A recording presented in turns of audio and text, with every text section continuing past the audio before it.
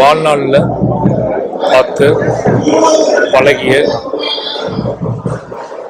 நம்பி பயணிச்சுக்கிட்டு இருக்க ஒரு மிகப்பெரிய தத்துவ பேர்வழி நல்லக்கண்ணையா. நல்லக்கண்ணையாவுக்கும் அவரோட ஊருக்கும் என்னோட ஊருக்கும் இடையில ஓடினது ஒரே ஒரு தண்டவாளம் தான். இந்த தண்டவாளத்துக்கு அந்த பக்கம் அவர் வாழ்ந்திருக்காரு, அதுக்கு இந்த பக்கம் நான் வாழ்ந்திருக்கேன்.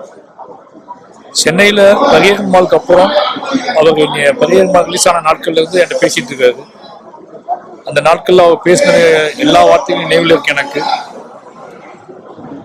இத்தனை யுகங்கள் ஆனதுக்கு அப்புறம், இத்தனை வருடங்கள் ஆனதுக்கு அப்புறமும் இன்னும் மாறாம இருக்கிற, இன்னும் பிளவுபட்டு இருக்கிற மண்ணின் மீதும் மக்கள் மீதும் ஒரு பெரிய நம்பிக்கையை வச்சுக்கிட்டு அதை மீட்டெடுக்கணும், அதை மாற்றணும்னு சொல்லி துடிச்சுக்கிட்டு இருந்த ஒரு மிகப்பெரிய ஒரு போராளி தான் தோழர் நல்லக்கண்ணையா.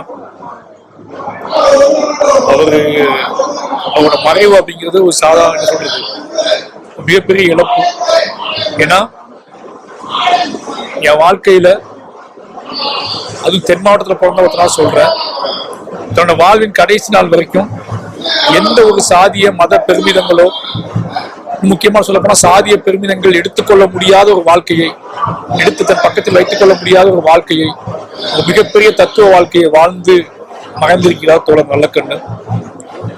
திருநெல்வேலிக்காரனா, ஒரு சிலை மட்டத்துக்காரனா ஒரு தூரம் பயணிச்சு வந்து அவரை பார்த்து அவருக்கு மரியாதை செலுத்திட்டு போறதுல என் வாழ்க்கையோட முக்கியமான பாகமா, முக்கியமான ஒரு பங்கா, முக்கியமான நாளா பார்க்கிறேன். தோழர் நல்லக்கண்ணையாவோட புகழும் அவரோட தத்துவமும் அவரோட கனவுகளும் அத்தனையுமே நிறைவேறணும்.